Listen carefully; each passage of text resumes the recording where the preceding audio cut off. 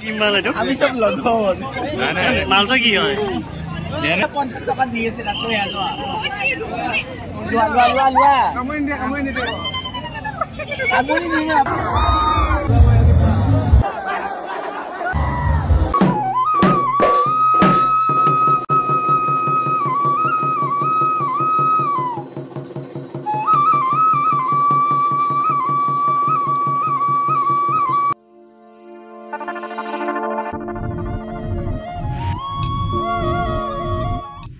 নমস্কাৰ সকলোকে মোৰ ফেচবুক পেজ সৌৰভজ্যোতি ভি আৰু ইউটিউব চেনেল সৌৰভজ্যোতি ভিলৈ স্বাগতম জনাইছোঁ আৰু আপোনালোকে থাম্বনেইলটো দেখি হয়তো অনুমান কৰিব পাৰিছে মই বৰ্তমান গৈ আছোঁ বেলতলাত আৰু বেলতলাত আজি অনুষ্ঠান আছে জুবিন গাৰ্গৰ আৰু সকলোৰে হাৰ্থক সকলোৰে মৰমৰ আৰু জুবিন গাৰ্গৰ সংগীতানুষ্ঠান বুলি ক'লে সকলোৱে চাবলৈ হেঁপাহ থাকে আৰু সেয়া ভাবিছোঁ অকণমান ভ্লগটি যিহেতু আপোনালোকক কিছু ক্লিপ দেখুৱাম যদিও সম্ভৱ নহয় কপিৰাইট ক্লেইম থাকিব তো তথাপিও কিছু ক্লিপ আপোনালোকলৈ আগবঢ়াম গতিকে বলক আজি এই ভ্লগটি আৰম্ভ কৰোঁ ৰেডি এতিয়া যাবৰ কাৰণে আমি ওলালো ৰেডি এফালে ডিপেন আহি পাই গ'ল এইটো ডিপেন আহি পালে তো এতিয়া লেটস গো বল আৰু ফাইনেলি আমি আহি পালোঁ 50 সংখ্যক বেলতলা বহাগী উৎসৱলৈ আৰু যথেষ্ট সংখ্যক মানুহৰ সমাগম বৰ্তমান এই সময়খিনিত কাৰণ জুবিন গাৰ্গৰ অনুষ্ঠান বুলি ক'লে সকলোৱে গম পায় জুবিনৰ লাইভ শ্ব' চাবৰ কাৰণে সকলো ৰেডি হৈ থাকে আৰু এক অভাৱনীয় পৰিৱেশৰ সৃষ্টি হয় বেলতলাৰ এই বহাগী উৎসৱত মানুহ চাওক না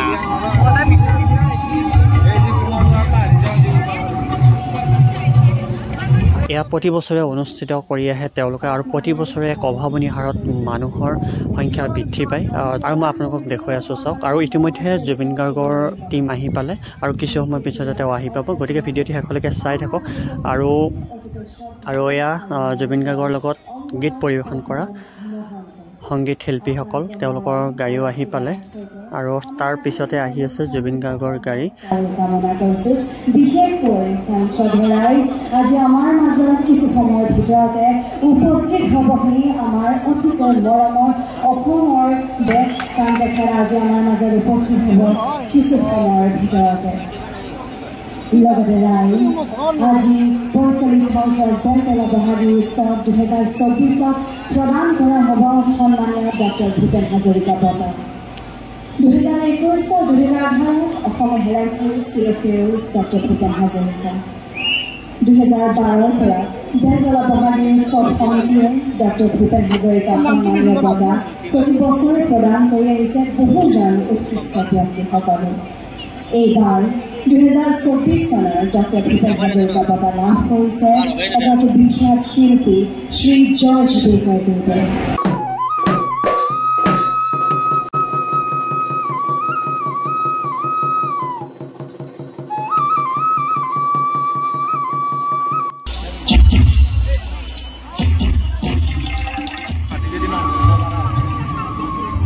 মানুহ চাওক না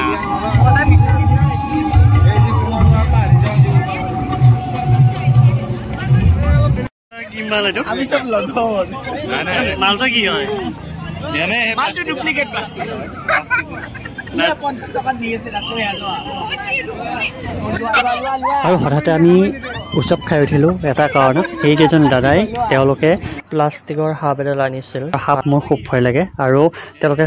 হঠাৎ সাপডাল ওলাই দিছিলে আৰু ওলাই দিয়াৰ লগে লগে আমি সকলো উৎসৱ খাই উঠিলোঁ আচৰিত হৈ পৰিছিলোঁ কাৰণ সঁচা বুলি ভাবিছিলোঁ কিন্তু সেয়া সঁচা নহয় আৰু লগে লগে পুলিচো আহি পাইছিলে ক'ৰবাত কিবা হোৱা বুলি কিন্তু একো হোৱা নাছিলে সেয়া কেৱল তেওঁলোকে এটা ধেমালিহে কৰিছিল আৰু এনেকুৱা ধৰণৰ ধেমালি প্ৰায় হৈয়ে থাকে তো ভয় কৰিবলগীয়া একো নাই পিছত তেওঁলোকে ক'লে